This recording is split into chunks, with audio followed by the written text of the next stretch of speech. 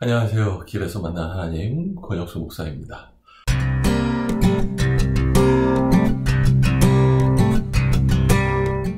오늘은 야고보서 3장 6절에서 12절까지 말씀으로 여러분을 만나려고 합니다. 그런데 혀는 불이요, 혀는 불의의 세계입니다. 혀는 우리 몸의 한 지체이지만 온 몸을 더럽히며 인생의 수레바퀴에 불을 지르고 결국에는 혀도 개인나의 불에 타버립니다. 들짐승과 새와 기는 짐승과 바다의 생물들은 어떤 종류든지 모두 사람이 길들이고 있으며 길들여 놓았습니다. 그러나 사람의 혀는 길들일 수 있는 사람은 아무도 없습니다.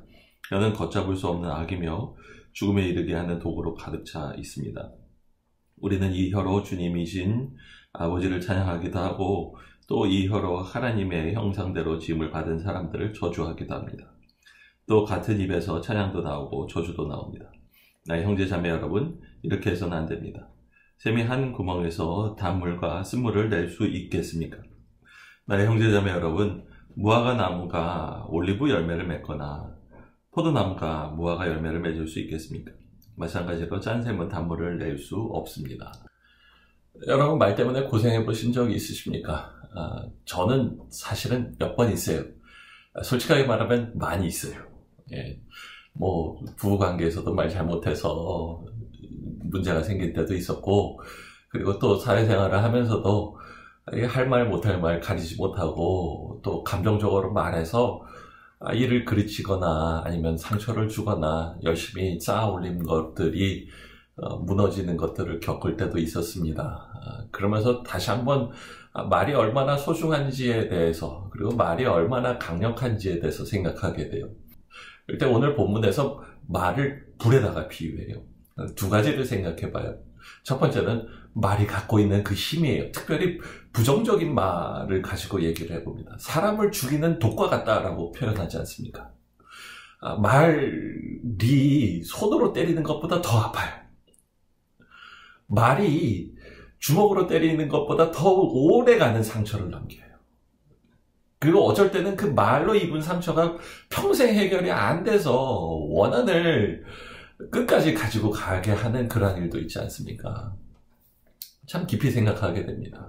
두 번째는 또한 무서운 건데, 그 말이 그래서 한 군데서 끝나는 것이 아니라 파급력이 있어서 마치 불이 번지듯이 삽시간에 주변으로 퍼져나가게 되지 않습니까? 발 없는 말이 천리를 간다라는 말이 인생 가운데서 참 실감이 될 때가 여러 번 있습니다. 그러면서 지난주에 읽었던 본문을 다시 생각해봐요. 말에 실수가 없는 사람은 온몸을 다스릴 수 있는 온전한 사람입니다. 얘기를 해줘요. 그래요. 정말로 말이 온전해질 수 있는 사람이 얼마나 소중합니까? 두 가지를 생각해요. 첫 번째는 혀는 길들일 수 없다라고 말하지 않습니까? 나는 말 실수가 없는 사람이 아니라는 걸 인정해야 돼요. 누구나 다 말 실수가 있어요. 그렇다라고 한다면 두 가지 대책을 세워보여요. 첫 번째는 어떻게 하면 말 실수를 좀 줄일 수 있을까? 그리고 두 번째로는 그럼에도 불구하고 나의 말 가운데 사람을 살리고 생명을 주며 그리고 공동체를 세워나가고 일이 되게 하는 온전한 말을 더욱더 늘려나갈 수 있을까라는 생각을 하게 됩니다. 그럴 때 오늘 본문에서 지혜를 얻게 돼요. 먼저 좀 알아야 될 게 있어요. 이 내용을 잘 읽어보면 우리의 말과 정체성이 얼마나 깊은 연관이 있는지에 대해서 잘 말해줍니다. 12절에 이렇게 말하죠. 나의 형제 자매 여러분, 무화과 나무가 올리브 열매를 맺거나 포도나무가 무화과 열매를 맺을 수 있겠습니까? 마찬가지로 짠 샘은 단물을 낼 수 없습니다. 이게 무슨 말이에요? 나의 나됨이 나의 언어를 결정합니다 라고 얘기를 해주는 거예요. 하는 목사님이 한 분이 계세요. 그 목사님이 로만 칼라라는 셔츠를 잘 입어요. 로만 칼라 다른 게 아니라 목사님들 이렇게 칼라 입으시고 여기다 흰 거 하나 딱 끼는 거 있잖아요. 넥타이 대신에.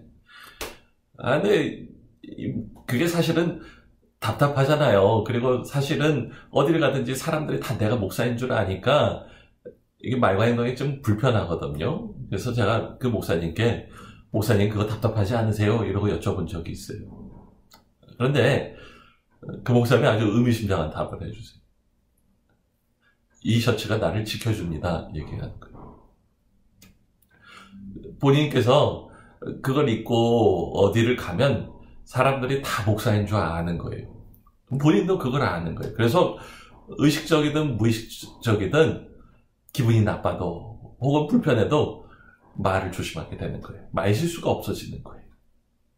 그러므로 건강하게 목사로서의 하나님의 말씀을 전하고 그리고 양떼를 치는 사람으로서 거기에 걸맞는 말과 행동을 하게 된다는 거예요.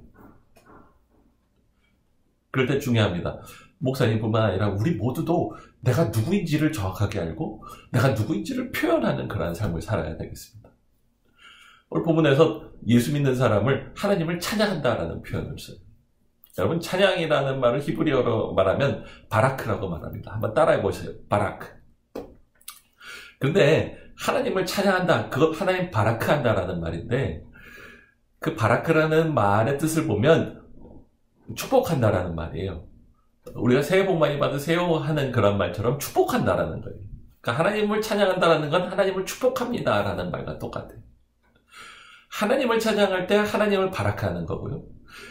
사람을 향해서 바라크하면 사람을 축복한다라는 뜻이 된다라는 거예요. 많은 생각을 하게 돼요. 바라크가 뭘까? 상대방의 장점을 보고 그리고 그 사람이 갖고 있는 그 모든 재능과 재주를 보고 단점에 대해서 자꾸 들춰내는 것이 아니라 그의 장점이 드러나게 해주는 말, 그것을 긍정해주는 말, 그 사람의 부정적인 말을 말하는 것이 아니라 미래에 대해서, 현재에 대해서 긍정적인 말을 하는 것, 그 사람에게 상처 주는 말이 아니라 그 사람에게 치유가 되는 말을 하는 것, 그게 바라크인 거예요. 그럴 때 나는 하나님을 바라크하고 내 이웃을 바라크하는 그러한 사람이 된다라는 것을 말해주는 거예요. 한마디로 말할게요. 나는 축복의 사람입니다. 그게 기독교인의 정체성인 거예요. 하나님의 형상대로 사람을 만드셨어요. 하나님은 축복하시는 분이세요. 조건 없이 축복하시는 분이세요. 그럴 때 우리는 하나님을 바라크하고 이웃을 바라크하는 사람 되는 거예요. 마찬가지로 구원도 그렇지 않습니까? 그리스도께서 우리가 하나님의 원수 될 때 우리를 위하여 자기를 내주시는 축복을 주셨어요. 영원한 생명, 죄사함의 축복, 그리스도를 알아가고 하나님과 교제하는 축복을 주셨어요. 그럴 때 우리는 또한 영원한 생명을 전하고 생명을 풍성하게 하며 예수 그리스도의 교제로 사람들을 초대하고 그들을 섬기는 바라크하는 존재가 된다라는 거예요. 직장 상사가 신앙생활 좋고 교회생활 열심히 다니며 늘 예수 믿으라고 하고 신뢰도 열심히 하시는 그러한 분이신데 막상 일을 할 때 혹은 부하 직원들을 대할 때 별로 기독교인처럼 행동하지 않고 못되게 한다는 거예요. 그럴 때 말해요. 난 직장 상사 때문에 예수 믿기 싫습니다. 그 얘기를 듣는데 마음이 참 많이 아팠어요. 깊이 생각하게 됩니다. 여러분, overarching identity라는 게 있어요. superarching identity. 무슨 얘기냐면 우리는 사실은 정체성이 많아요. 저는 저희 아내에게 남편이고 우리 애들에게는 아버지고 우리 아버지에게는 자식이고요. 병원에 가면 환자이고 커피숍에 가면 손님이에요. 교회 오면 목사예요. 직장에 가면 아마 여러분은 직장인일 거예요. 다양한 정체성을 가지고 그 상황에 맞게 다양한 말과 행동을 꺼내게 되죠. 그런데 중요한 게 있어요. 그게 각각 따로 노는 것이 아니라 그 전체를 덮어주는 overarch, 겉에 뚜껑과 같이 덮어주는 초 아이덴티티가 필요한 거예요. 혹은 나무로 비하면 뿌리가 되는 정체성이 있고 나머지 가지가 여러 상황에 맞아 다른 정체성들이 나와야 되는 거예요. 그럴 때 그 뿌리가 되는 혹은 지붕이 되는 그 정체성이 뭡니까? 나는 하나님을 찬양하는 사람입니다. 나는 이웃을 축복하는 사람입니다. 그것이 나의 정체성이 돼야만 하는 것입니다. 어떻게 해야 될까요? 그 정체성이 드러나야 되려면 우리가 해야 될 것이 하나가 있습니다. 리액션 말고 리스판스를 해야 되겠어요. 리액션이라는 건 뭐죠? 본능적으로 반응하는 거예요. 습관을 따라서 생각 없이 무의식적으로 반응하는 것, 그 리액션이라고 말할게요. 리스폰스는 뭡니까? 내가 어떻게 반응해야 되는가를 심사숙고한 후에 반응하는 걸 뜻하는 거예요. 여러분, 개가 꼬리를 밟히면 어떻게 되죠?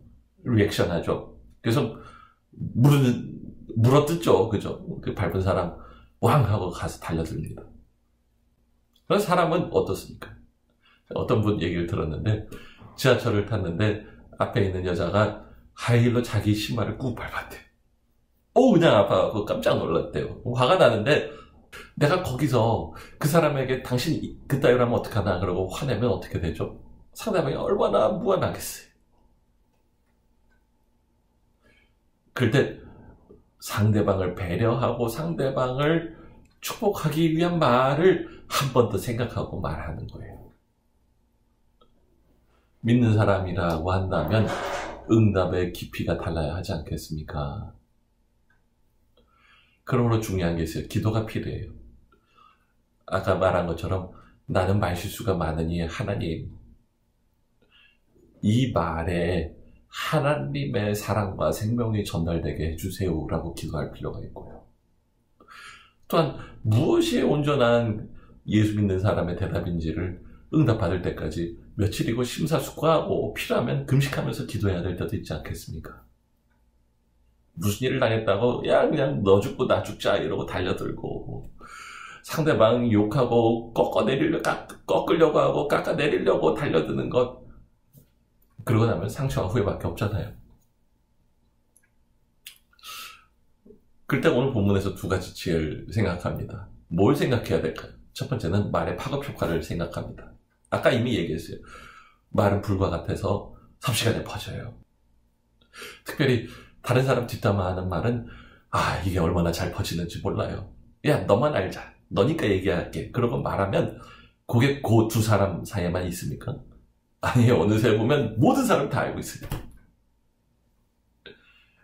그러므로 말을 조심할 것이 있습니다.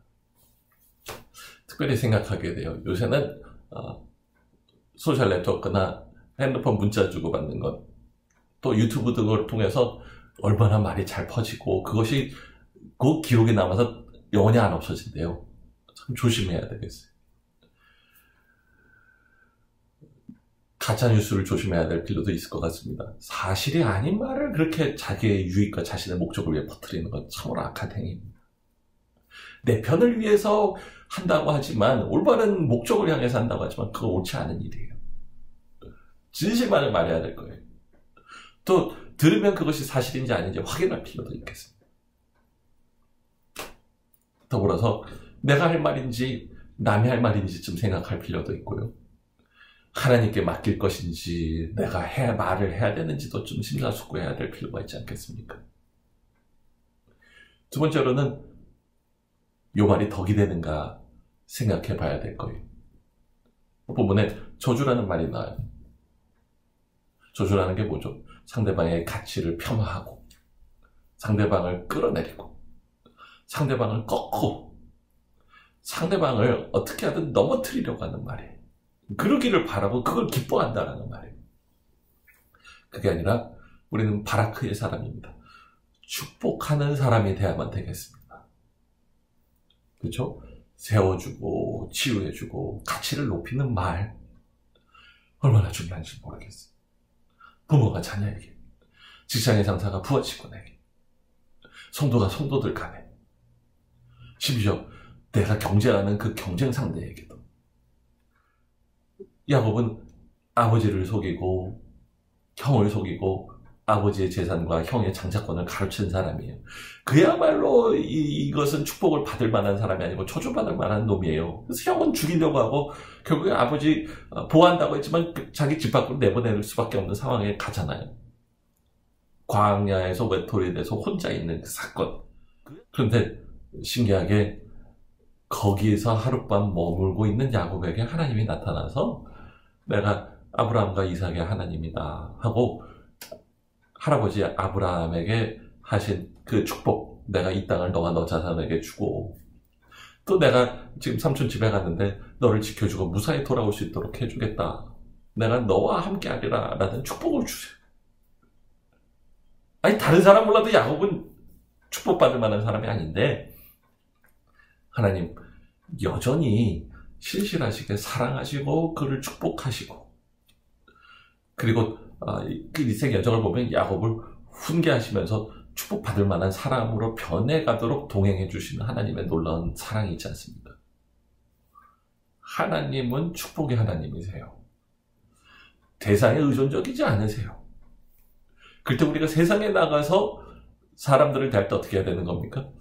하나님의 무조건적인 축복을 세상 가운데 드러내는, 하나님 누구신지를 드러내는 우리가 되기를 바라요. 또 한 가지, 더불어서 나도 하나님의 형상을 회복한, 하나님의 형상대로 만들어지고 구원받음으로 형상을 회복한 존재잖아요.